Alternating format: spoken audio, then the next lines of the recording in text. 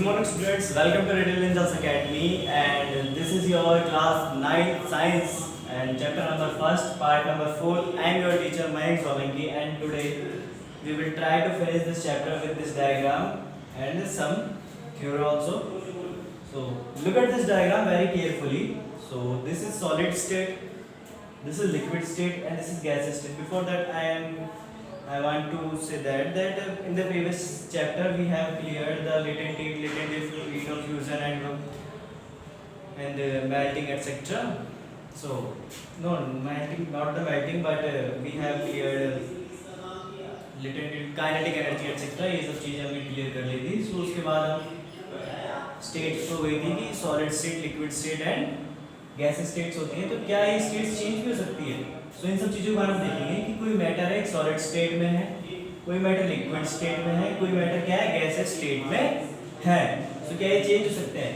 सो देखते हैं. जैसे सॉलिड, सपोज करो सॉलिड में पहले तो कर रहे हैं क्या, फ्यूजन. सॉलिड को ले जा रहे हैं लिक्विड में. क्या कर रहे हैं? सॉलिड को चेंज किया हमने लिक्विड में. ये कब होगा? सपोज करो यू हैव आइस क्यूब, आपके पास बर्फ है और उसको मेल्ट करवाया, उसका फ्यूजन करवाया, तो मेल्ट करवाया तो क्या हमको क्या प्राप्त हुआ, क्या मिला? वाटर. और वाटर क्या है? वाटर क्या है? लिक्विड. सो आइस सॉलिड से कहां चेंज हो गई? वाटर में. वाटर जो है लिक्विड. सो यहाँ पे किसका एग्जांपल हो गया? फ्यूजन का, जिसमें स्टेट कहां से कहां चेंज होगी? सॉलिड से लिक्विड में. सो ये तो था नॉर्मल, ठीक है. अब देखते हैं सॉलिडिफिकेशन. ऐसे ही वाटर को फ्रीज कर दो,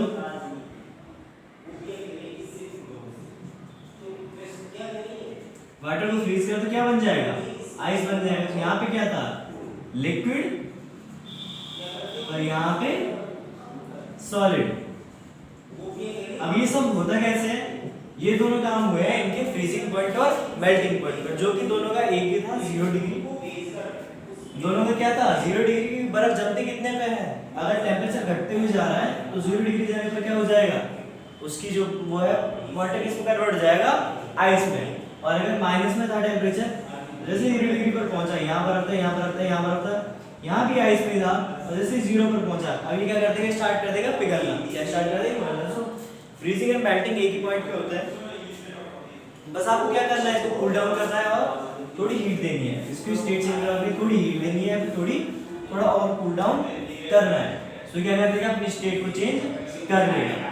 सो ये क्या हो गया? Solidification and melting. सॉलिडिफिकेशन में क्या होता है? लिक्विड से सॉलिड में कन्वर्ट होता है मैटर, एंड फ्यूजन में या मेल्टिंग में क्या होता है? सॉलिड से लिक्विड में, मतलब बर्फ से पानी, पानी से बर्फ. ठीक है. सो ये हो गई हमारी, यहाँ पे हमने दो स्टेट्स को चेंज कर दिया. अब लिक्विड को गैस में करें, लिक्विड को किस में करें? अब गैस में. सपोज करो कि आपके पास एक कंटेनर है, कंटेनर में क्या है? वाटर. आपने दी इसको heat,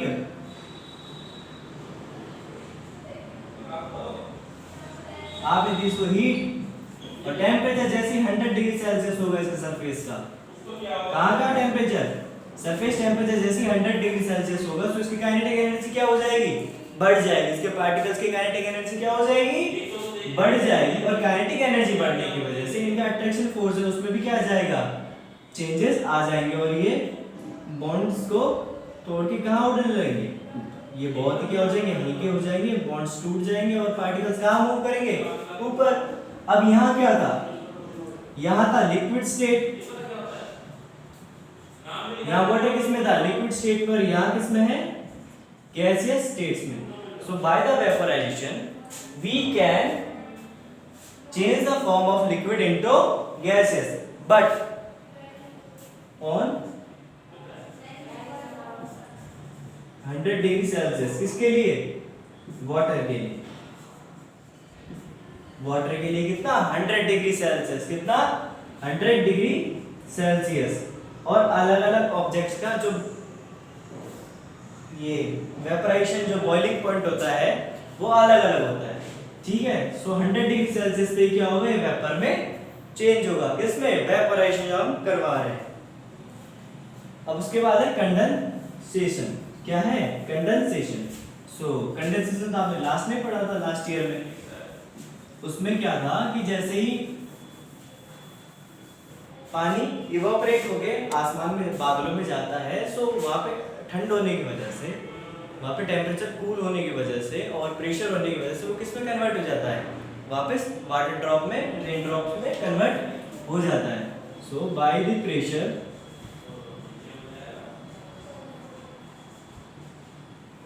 bye the pressure and low temperature,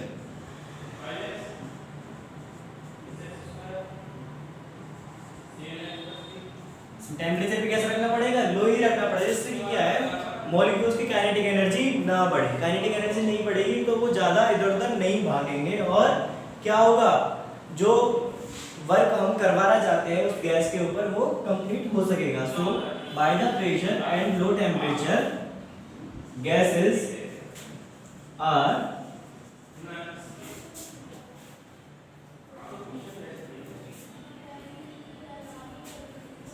gases are converted into liquids। Gases किस में कन्वर्ट हो जाती है, लिक्विड्स में, जिसको क्या बोलते हैं, कंडेंसेशन। क्या बोलते हैं, कंडेंसेशन। इसके एग्जांपल्स क्या है, जो हमारे घरों में एलपीजी आती है, जो सिलेंडर आता है रेड कलर का, सो वो उसके अंदर जब भी आप देखोगे तो जो भरा हुआ था उसके अंदर आपको वाटर महसूस होता है, वाटर फील होता है, लाइक लिक्विड भरा हुआ है। तो वो भी क्या है, कंप्रेस्ड की हुई गैस है, जिसको क्या बोलते हैं हम, एलपीजी। क्या है, एलपीजी। वैसे ही हम क्या ले सकते हैं, सीएनजी। तो ये क्या होती है, जो कंप्रेस्ड की हुई गैसेस होती है, जो किस में कन्वर्ट होती रहती है, उसके अंदर कंटेनर के अंदर लिक्विड फॉर्म में, किसमें, लिक्विड फॉर्म में। सो अब किस में कन्वर्ट हो गया, लिक्विड से जब गैस में कन्वर्ट किया तो कैसे किया, उसको बॉईल करके उसको टेम्परेचर दिया, बॉईल हुआ और वो किस में कन्वर्ट हो गया, गैस फॉर्म में कन्वर्ट हो गया। अब गैस से लिक्विड में कन्वर्ट कर रहे हैं तो टेम्परेचर को क्या कर रहे हैं, कूल डाउन कर रहे हैं, और साथ ही साथ क्या कर रहे हैं, उसमें थोड़ा प्रेशर डाल रहे हैं, जिससे क्या हो जाए, वो उसके पार्टिकल्स पास पास में आ जाए और उसमें कन्वर्ट हो जाएगी, लिक्विड में कन्वर्ट हो जाएगी। अब सपोज करो कि अगर वो लिक्विड में कन्वर्ट हो गया, हमने उसको इतना ज्यादा लो टेम्परेचर कर दिया कि वो जम जाए, कि वो क्या हो जाए, फ्रीज हो जाए। क्या ये पॉसिबल है, पॉसिबल है। अगर हम उसका जो फ्रीजिंग पॉइंट है उस तक उसको पहुंचा दें, सो पार्टिकल्स क्या हो जाते हैं, फ्रीज हो जाते हैं। तो उससे क्या हो सकता है कि गैस से किस में कन्वर्ट होगी, सबसे पहले लिक्विड में। स्टेट किस में कन्वर्ट होगी, गैस से लिक्विड में होगी। उस लिक्विड को इतना ठंडा करो कि वो सॉलिड में कन्वर्ट हो जाए, किसमें कन्वर्ट हो जाए, सॉलिड में कन्वर्ट हो जाए। सो ऐसे भी क्या हो सकता है, इसकी स्टेट चेंज हो सकती है, एक से दूसरे, दूसरे से तीसरे। तो ये हो गया तुम्हारा कंडेंसेशन एंड वेपोराइजेशन। कंडेंसेशन में और क्या होता है, कंडेंसेशन में रेन ड्रॉप्स भी बनती है। क्या बनती है, रेन ड्रॉप्स बनती है। अब है आपका sublimation and deposition.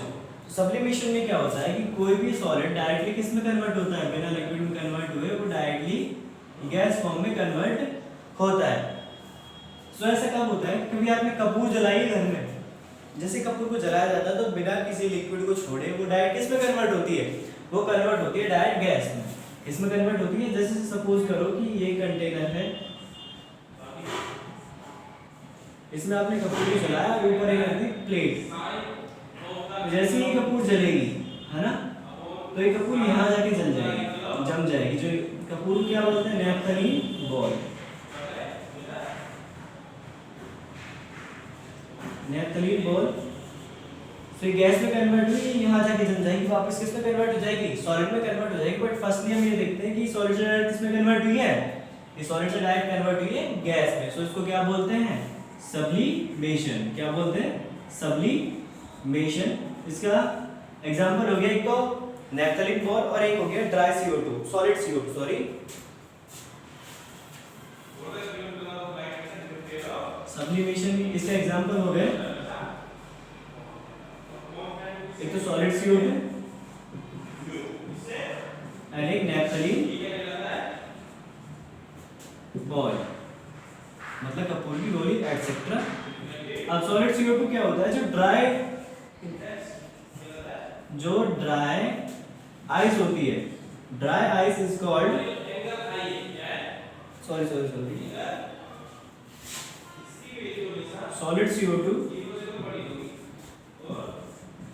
is called dry ice। ये भी एक अच्छा एग्जांपल है कि जो सॉलिड CO2 होती है वो ड्राई आइस की फॉर्म में होती है, किसी शुष्क बर्फ की फॉर्म में होती है, जो अगर उसको हल्का सा टेम्परेचर दिया जाए तो बिना लिक्विड में कन्वर्ट हो किस में कन्वर्ट हो जाती है, गैस फॉर्म में कन्वर्ट हो जाती है। तो ये भी किसका एग्जांपल हो गया, सब्लिमेशन का। अब क्या करना कि नैप्थलीन बॉल को जैसे ही गर्म किया तो इसके ऊपर कुछ कंटेनर रखे जिसमें वो उसकी गैस इकट्ठी हो, तो उसको तुरंत ठंडा कर देना। क्या कर देना, कूल डाउन करना।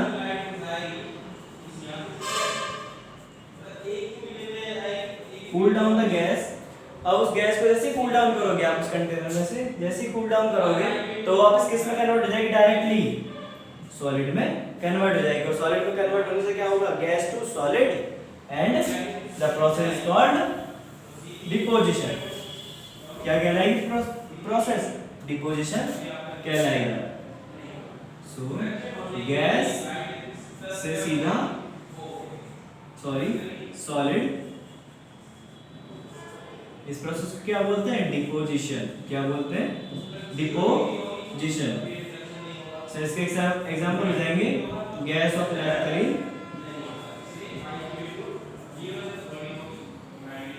Ball, gas off naphthalene ball etcetera. ठीक है, सो ये क्या हो जाएंगे इसका एग्जांपल। तो सॉलिड से लिक्विड में कन्वर्ट किया, सॉलिड से उसको लिक्विड में कन्वर्ट किया मतलब बर्फ से पानी बनाया, तो क्या हुआ, उसका मेल्टिंग हो, उसका फ्यूजन। ठीक है, उसको क्या होगा, वो मेल्ट हो गई बर्फ, एक तरीके से क्या होगी, मेल्ट होगी, तो मेल्टिंग, या फिर उसको क्या बोलते हैं, फ्यूजन भी बोलते हैं।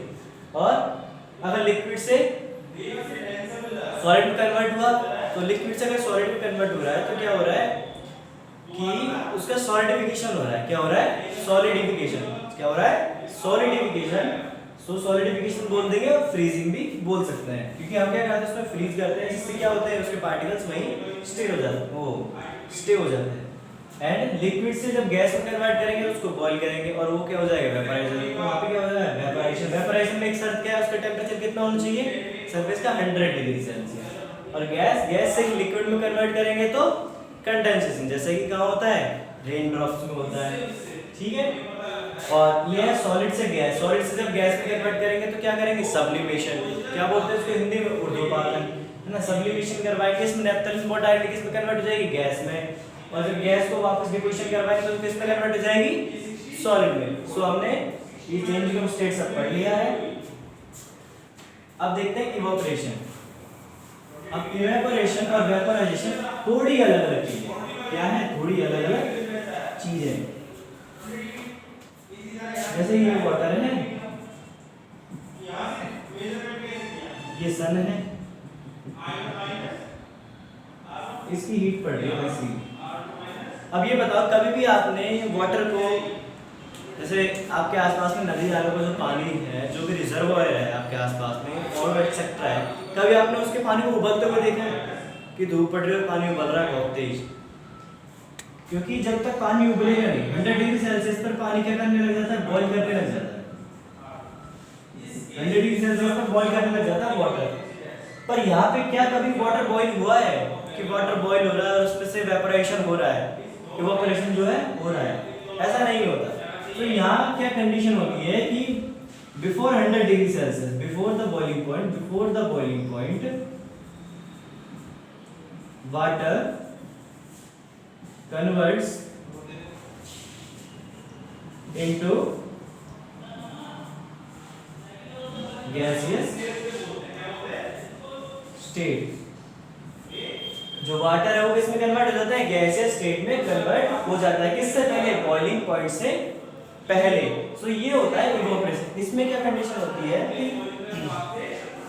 जो सरफेस का वाटर होता है, सबसे ऊपर सरफेस का जो वाटर होता है, उसको बार बार हीट मिलने से, सबसे जल्दी हीट मिलने से उसकी काइनेटिक एनर्जी क्या है, बढ़ जाती है। उसकी काइनेटिक एनर्जी क्या है, सरफेस की, इसमें सबसे ऊपर वाला पानी, इसकी काइनेटिक एनर्जी बढ़ जाती है, इसके मॉलिक्यूल्स की काइनेटिक एनर्जी बढ़ जाती है। और सबसे पहले वो क्या है, बॉन्ड को तोड़ देते हैं, जो उनका बंद होता है उसको तोड़ देते हैं, और वो क्या करने लग जाते हैं, गैस फॉर्म में कन्वर्ट होके आसमान में उड़ जाते हैं, हल्के होकर क्या कहाँ उड़ जाते हैं, एटमॉस्फेयर में उड़ जाते हैं। ठीक है, तो ये क्या होता है, इवोपरेशन। तो फर्क समझ में आ गया कि यहाँ पे तो हो रहा है बिना 100 डिग्री सेल्सियस टेम्परेचर पहुंचे वाटर में कन्वर्ट हो गया गैस में, और है ना वेपोराइजेशन में हो जब 100 डिग्री सेल्सियस हो जाएगा तो किस में कन्वर्ट होने लग जाएगा, वेपर में। तो वो था वेपोराइजेशन।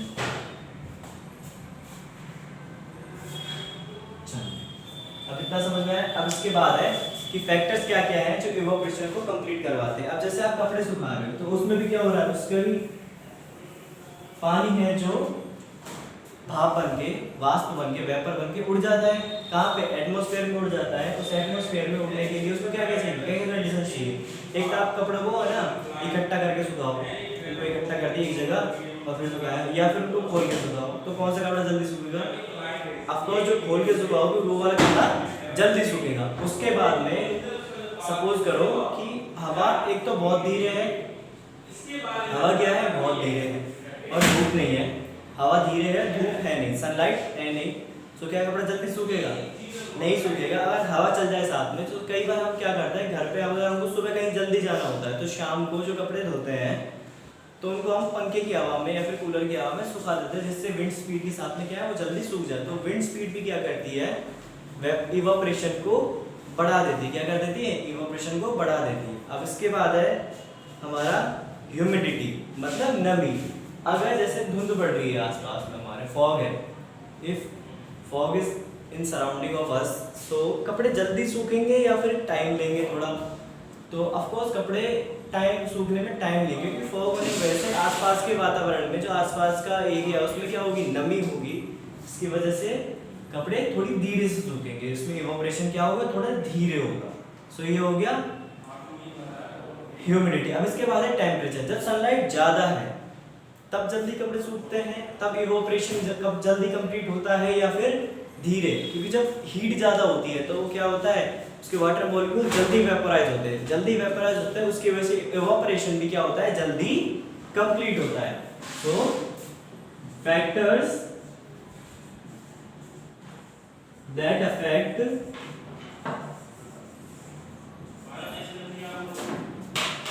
evaporation.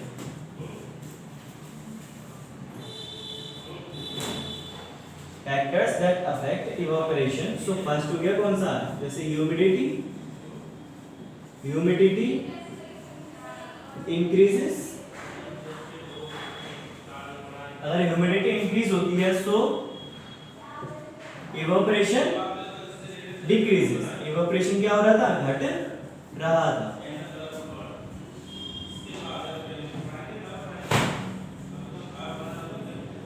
अगर नमी बढ़ गई वातावरण में, हमारे आसपास में नमी बढ़ गई तो क्या हो गया, इवोपरेशन कम हो गया, उसमें से पानी निकलना कम हो जाता है। Second, temperature increases. अगर टेम्परेचर इंक्रीज होता है तो इवोपरेशन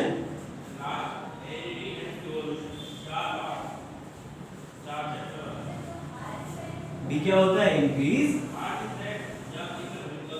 होता है।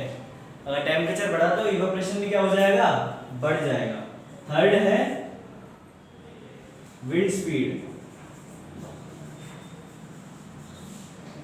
Wind speed increases,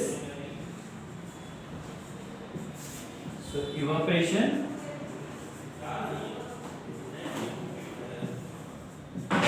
increases।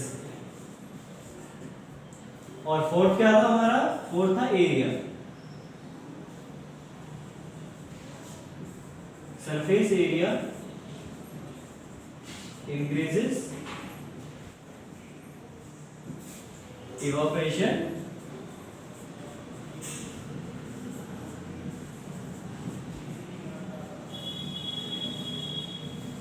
Increase. अगर इवोपरेशन, अगर सरफेस एरिया बढ़ता है, उसका एरिया बढ़ता है तो इवोपरेशन भी क्या हो जाता है, बढ़ जाता है। तो ये 4 फैक्टर्स हैं किसको, इवोपरेशन को बढ़ाने और घटाने वाले। सो आप इनको नोट डाउन कर सकते हो। अब इसके बाद है एक चीज की, जब भी हमको पसीना आता है, when we perspire, so why do we feel after some time cold, मतलब थोड़ा ठंडा ठंडा क्यों फील होता है हमको, वो इसलिए होता है कि जो पसीना होता है, जो हमारा स्वेट होता है, वो सिर्फ तभी आता है जब हमारे सराउंडिंग्स का एटमॉस्फेयर जो है वो क्या, उसका टेम्परेचर बढ़ जाए। अगर जैसे आसपास में गर्मी होगी तो उसका ठंडा, अगर हमारे बॉडी का टेम्परेचर बढ़ेगा तो उसको ठंडा करने के लिए कौन आएगा, प्रेस्पायर, पसीना हमारी बॉडी पे आएगा। सो वो जो प्रेस्पायर होता है, जो प्रेस्पायरेशन होती है, मतलब जो स्वेट होता है, वो क्या करता है, आसपास की एनर्जी को क्या करता है, इकट्ठा करता है। क्या करता है, इकट्ठा करता है, आसपास की एनर्जी को कलेक्ट करता है, और जब वो वेपराइज होता है सो उसमें से भी एनर्जी, बॉडी के आसपास से भी जो एनर्जी है वो निकल जाती है। और एनर्जी का ही रूप क्या है, हीट एनर्जी है। सो वो हीट एनर्जी भी वहाँ से निकल जाती है। जैसे ही हमको स्वेट आता है, जैसे ही हमको क्या आता है, पसीना आता है, तो हमको क्या लगती है, कुछ टाइम बाद हल्की सी ठंडी लगने लगती है। मतलब जितनी पहले गर्मी लग रही थी उतनी गर्मी अब नहीं लगती। सो इसी मेथड पे कि पसीना आया, वो उड़ा, तो उसकी वजह से हीट भी वहाँ से निकल गई। इसी पे वर्क करता है कूलर। जो हमारा घर का कूलर होता है वो भी इसी मेथड पे वर्क करता है, किस पर, इवेपोरेशन पर, है ना। उसकी जाली पर बार बार पानी पड़ता रहता है, हवाई, सो वहाँ से वो नमी उठती है और क्या होता है, वो हीट वहाँ से निकल जाती है और हमको कैसी ठंडी फील होती है। और उसके साथ में ही जैसे हमारा मड पॉट जो होता है, मटकी का घड़ा होता है, जो मटकी होती है, उसको अगर उसकी वॉल्स को अगर हम ठंडा कर दें बाहर से, तो उसमें से क्या हो जाएगा, वाटर वेपराइज हो जाएगा। वेपराइजेशन होने की वजह से, इवोपरेशन होने की वजह से क्या होगा, उसमें ठंडा पानी होने लगेगा। इवोपरेशन क्या करता है, जो पानी को उड़ाता है ना, जिसमें से पानी इवोपरेट होता है ना, वो क्या करता है, उसको, उसके एरिया को ठंडा कर देता है, उसके सरफेस एरिया क्या कर देता है, ठंडा कर देता है। ठीक है बच्चों। अब है एक और क्वेश्चन कि जो ठंडी बोतल्स होती हैं या फिर जो फ्रीज वाला पानी होता है, उसके चारों ओर, कंटेनर के चारों ओर पानी की बूंदें कहाँ से आ जाती है, जबकि वहाँ से कोई लीकेज भी नहीं हो रही। वो ऐसा इसलिए होता है कि उसके टेम्परेचर होता है लो। किसका, जो फ्रीज का पानी है उसका टेम्परेचर कैसा होता है, लो टेम्परेचर होता है। और जो आसपास के सराउंडिंग्स का टेम्परेचर होता है वो क्या होता है, ज़्यादा, क्योंकि आसपास में हल्की सी गर्मी और पानी क्या है, बहुत ठंडा है।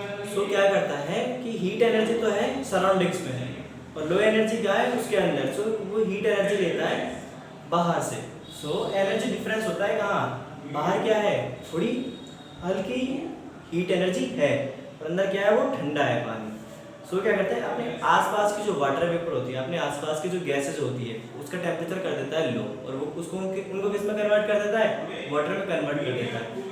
ये मेथड कहाँ हो रहा था, कंडेंसेशन में हो रहा था। कंडेंसेशन में क्या कर रहे थे कि टेम्परेचर क्या कर रहे थे, बहुत लो कर थे। लो टेम्परेचर होने की वजह से जो आसपास की वाटर वेपर होती है वो भी किस में कन्वर्ट हो जाती है, वाटर में कन्वर्ट हो जाती है, क्योंकि हमारे एटमॉस्फेयर का एक भाग होता है वाटर वेपर। ठीक है बच्चों। सो ऐसे ही क्या होता है कि वाटर ड्रॉपलेट्स हमको सो होती है। ठीक है। So now we have completed this chapter. I think that you have understood very well, and thank you students. You can note down, and as soon as possible your notes will be on our school on app. अगर आपको कोई फिर भी problem आती है तो आप मेरे से डायरेक्टली फ़ोन करके पूछ सकते हो। Thank you students, stay home, stay safe, keep study.